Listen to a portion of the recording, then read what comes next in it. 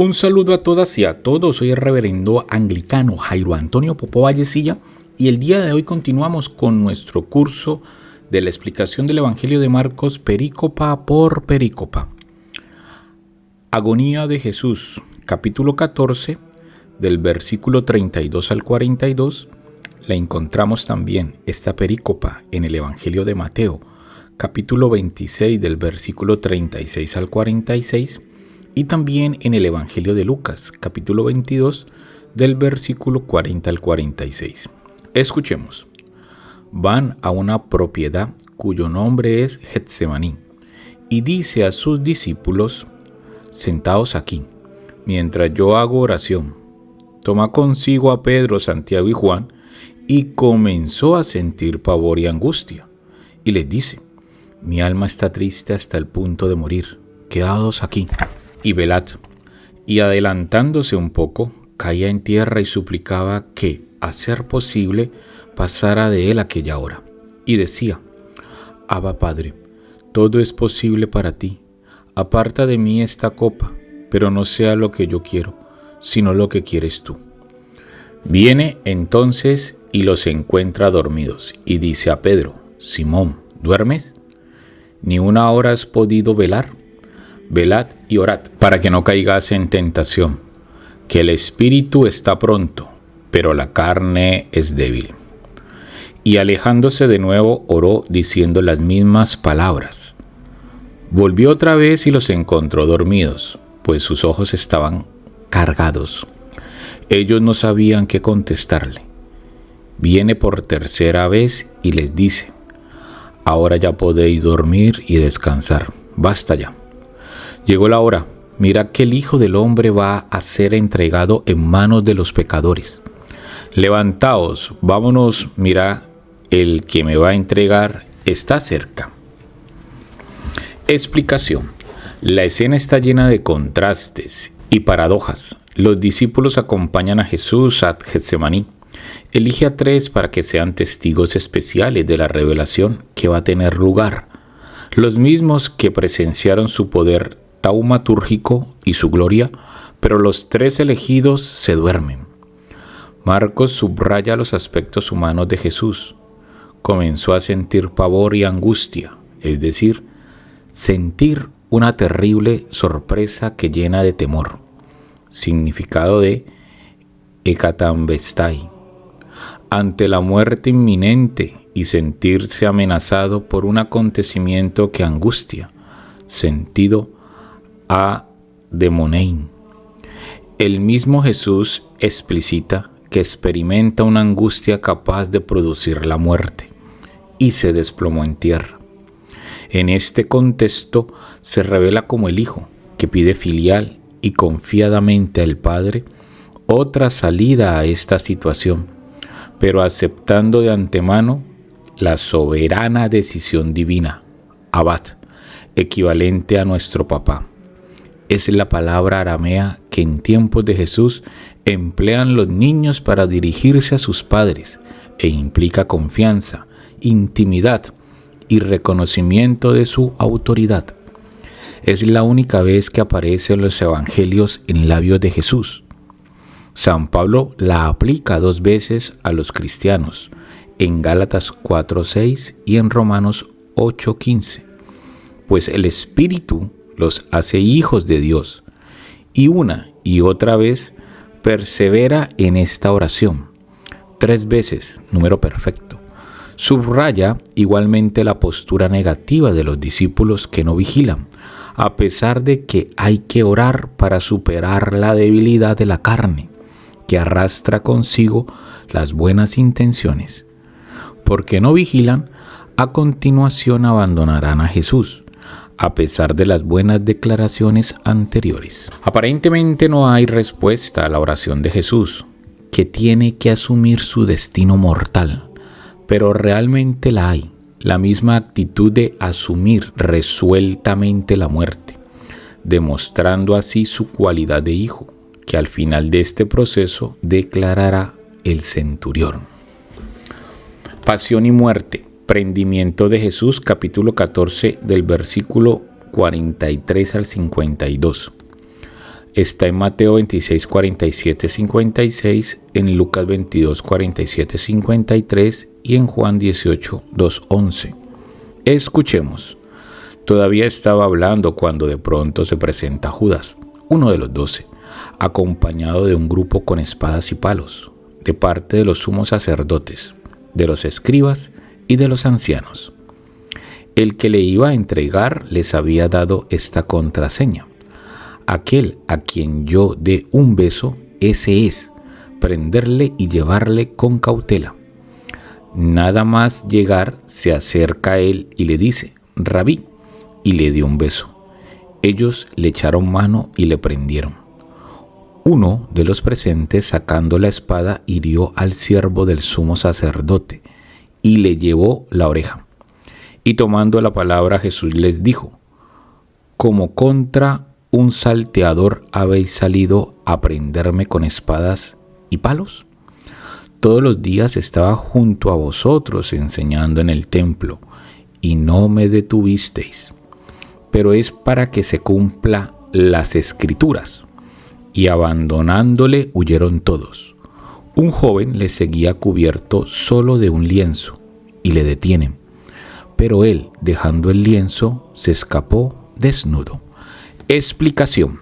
El relato pone de relieve la libertad de Jesús, que afronta conscientemente los acontecimientos, los condena y declara su sentido.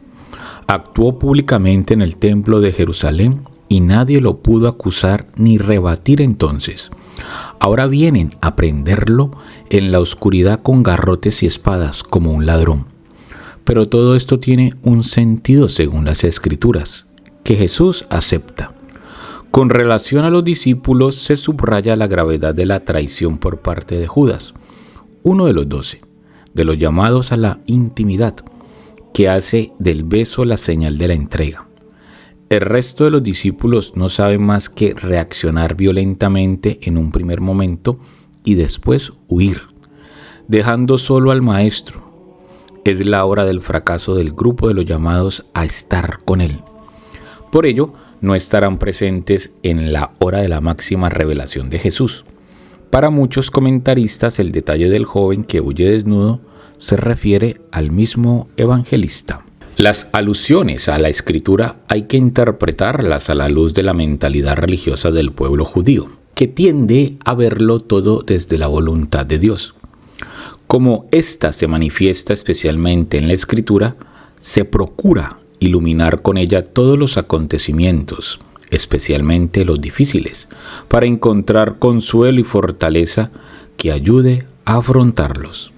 En una mentalidad que también compartimos nosotros los cristianos ahora, cuando referimos con esta finalidad un hecho difícil a Dios, pero mientras que nosotros lo hacemos de forma genérica, contentándonos con saber que Dios hace cooperar todas las cosas, incluso las negativas, para el bien de los que lo aman. Aunque no sepamos en concreto cómo esta realidad negativa puede ser buena, el judío que tiene una mentalidad concreta buscará textos bíblicos concretos que le permitan realizar la conexión entre el hecho y Dios. La finalidad, pues, de estas referencias a la Escritura no es afirmar que Dios predijo y quiso positivamente que Jesús muriera violentamente, sino que este hecho negativo, causado directamente por la mala voluntad de los hombres, tiene un sentido ante Dios, por lo que Jesús lo asume. Realmente es una consecuencia de la opción que ha hecho de hacer la voluntad del Padre hasta las últimas consecuencias, lo cual revela su amor al Padre y el amor del Padre a los hombres. Dios Padre quiere positivamente esta opción. Siguiente perícopa.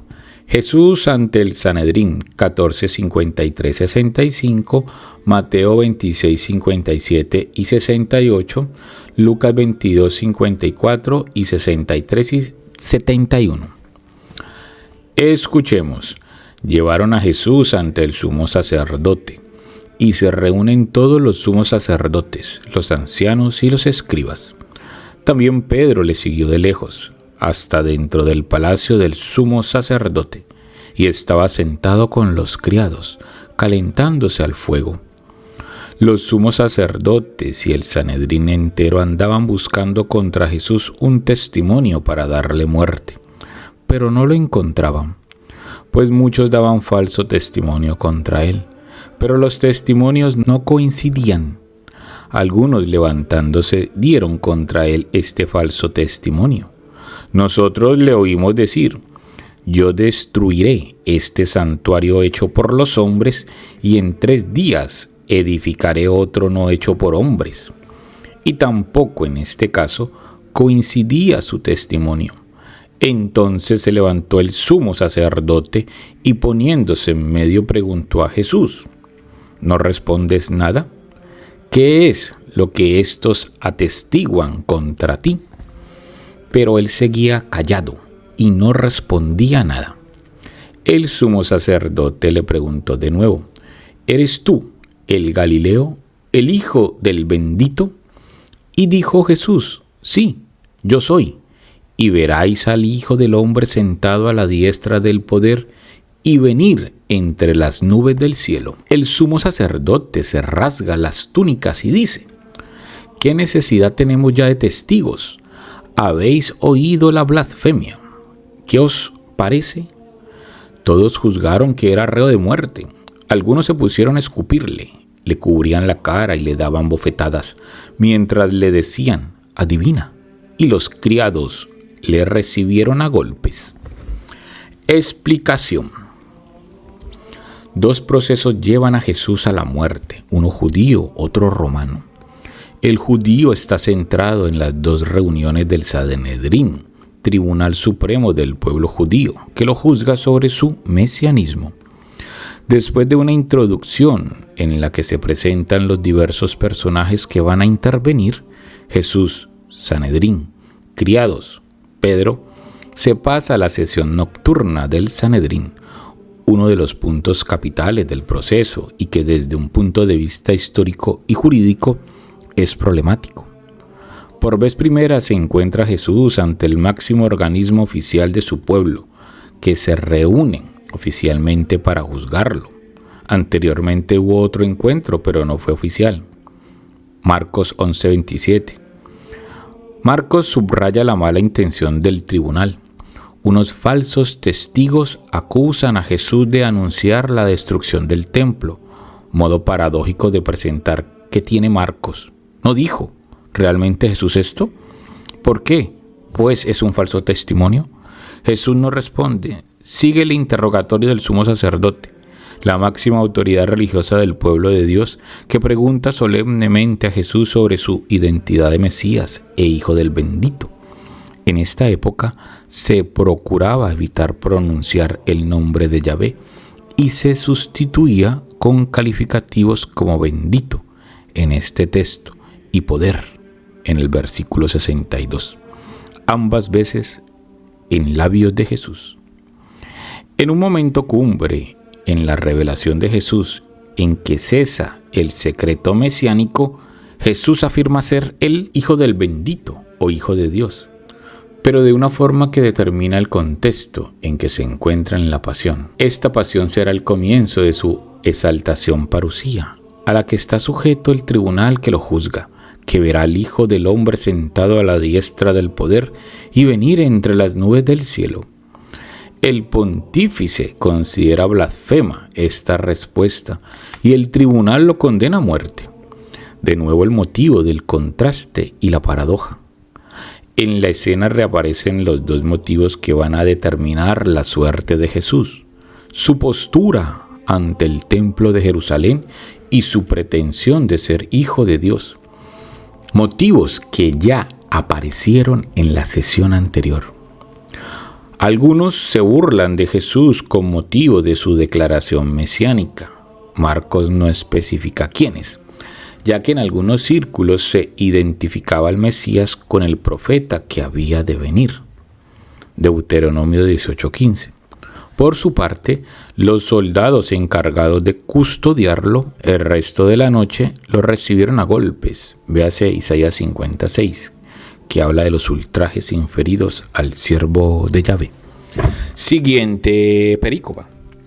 Negaciones de Pedro 14, 66, 72, Mateo 26, 69, 75, Lucas 22, 55, 62, Juan 18, 15 y 18, 25, 27. Escuchemos. Estando Pedro abajo en el patio, llega una de las criadas del sumo sacerdote y, al ver a Pedro calentándose, le mira atentamente y le dice: «También tú estabas con Jesús de Nazaret». Pero él lo negó: «Ni sé ni entiendo qué dices». Y salió fuera, al portal, y cantó un gallo. Le vio la criada y otra vez se puso a decir a los que estaban allí: «Este es uno de ellos». Pero él lo negaba de nuevo. Poco después, los que estaban allí volvieron a decir a Pedro: «Ciertamente eres de ellos, pues además eres Galileo». Pero él se puso a echar imprecaciones y a jurar: «Yo no conozco a ese hombre de quien habláis». Inmediatamente cantó un gallo por segunda vez y Pedro recordó lo que le había dicho Jesús: «Antes que el gallo cante 2 veces, me habrás negado 3». Y rompió a llorar. Explicación. Pedro niega a Jesús por 3 veces cobardemente, mientras Jesús valientemente y jugándose la vida estaba dando testimonio de su persona y misión. Pedro, siempre con su nombre teológico, había seguido a Jesús desde lejos, pero en el momento de la dificultad lo niega. Marcos subraya la fuerza de la negación de este discípulo, 14:71, que tenía una misión especial dentro del grupo llamado a la intimidad, pero también nos dice que recordó lo que le había anunciado Jesús y que lloró. Por este arrepentimiento tendrá la posibilidad de volver y será convocado a Galilea. La construcción de la escena es oscura, ya que el gallo canta después de la primera negación y Pedro sale fuera, pero en la segunda y tercera da la impresión de que Pedro sigue dentro, pues le habla de nuevo la misma criada y también los que estaban presentes. Posiblemente Marcos reelaboró un relato primitivo que solo hablaba de una negación, con canto del gallo y salida, combinándolo con otras tradiciones para llegar a 3 negaciones, número perfecto. Siguiente perícopa. Jesús ante Pilatos, 15:1-15, Mateo 27:1-2, 11:26, Lucas 22, 66, 23, 1:5, 13:25, Juan 18:28, 19:1 y 19:4-16. Escuchemos. Pronto, al amanecer, prepararon una reunión los sumos sacerdotes con los ancianos, los escribas y todo el Sanedrín, y después de haber atado a Jesús, le llevaron y le entregaron a Pilato. Pilato le preguntaba: ¿Eres tú el rey de los judíos? Él le respondió: sí, tú lo dices. Los sumos sacerdotes le acusaban de muchas cosas. Pilato volvió a preguntarle: no contestas nada. Mira de cuántas cosas te acusan. Pero Jesús no respondió ya nada, de suerte que Pilato estaba sorprendido.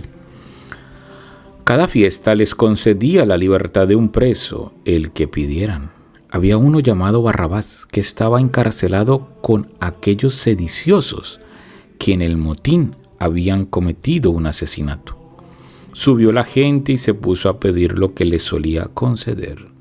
Pilato les contestó: ¿queréis que os suelte al rey de los judíos?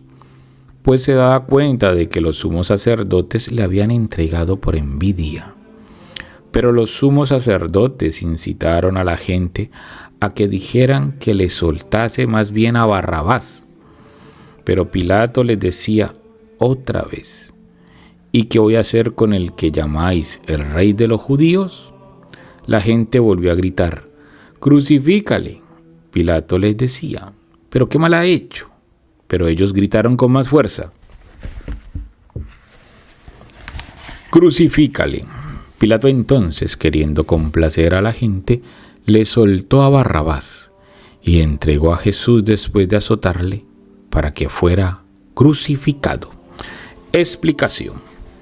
La sesión diurna del Sanedrín sirve de conclusión y transición al proceso romano.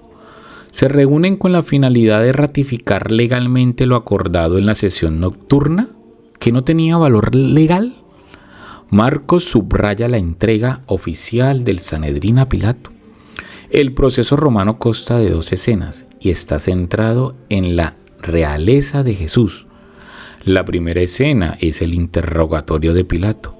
El Sanedrín, para interesar a Pilato, traduce el título de Mesías a términos inteligibles por un gentil, rey de los judíos.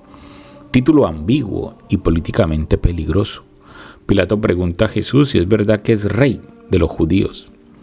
El tú lo has dicho de Jesús tiene como finalidad subrayar la ambigüedad de la pregunta, que Jesús ni afirma ni niega. Los pontífices aparecen muy activos en la causa contra Jesús. Pilato lo invita a defenderse, pero Jesús ya no hablará nada hasta el grito de la cruz. Por ello, el gobernador se maravillará ante este silencio misterioso que lo desconcierta. Comparemos Isaías 53:7. La segunda escena es la confrontación con Barrabás. La gente sube al pretorio. El dato sugiere que se encontraba en lugar alto, lo cual se justifica mejor tratándose de la colina occidental, donde se hallaba el antiguo palacio de Herodes el Grande, para pedir el indulto de un preso sin pensar en el caso de Jesús. Pilato aprovecha la ocasión para proponer el indulto de Jesús y librarse así de este caso embarazoso. Pero los sumos sacerdotes desbaratan la maniobra contraponiéndole el nombre de Barrabás. Marcos destaca, por una parte, el contraste paradójico entre el justo y el criminal. El justo va a morir en lugar del criminal, hecho que anuncia el carácter sustitutivo que va a tener esta muerte. Por otra parte, destaca la envidia de los pontífices que manejan al pueblo. Ellos ponen las ideas y el pueblo los gritos. Así el rey de los judíos es rechazado por su pueblo y el débil Pilato lo entrega a la crucifixión. Después de azotarle, nótese cómo Marcos no subraya los aspectos dolorosos, aludiendo a la flagelación en una oración temporal. La flagelación tenía como finalidad debilitar al reo de forma que la muerte en cruz fuese más rápida. No está atestiguado históricamente el dato de que Pilato liberase cada fiesta de Pascua un preso. Hay autores que opinan que la redacción de Marcos es ambigua y que se podría traducir a la luz del sustrato arameo de esta forma. Escuchemos. Por la fiesta les iba a conceder la libertad a un preso que habían pedido.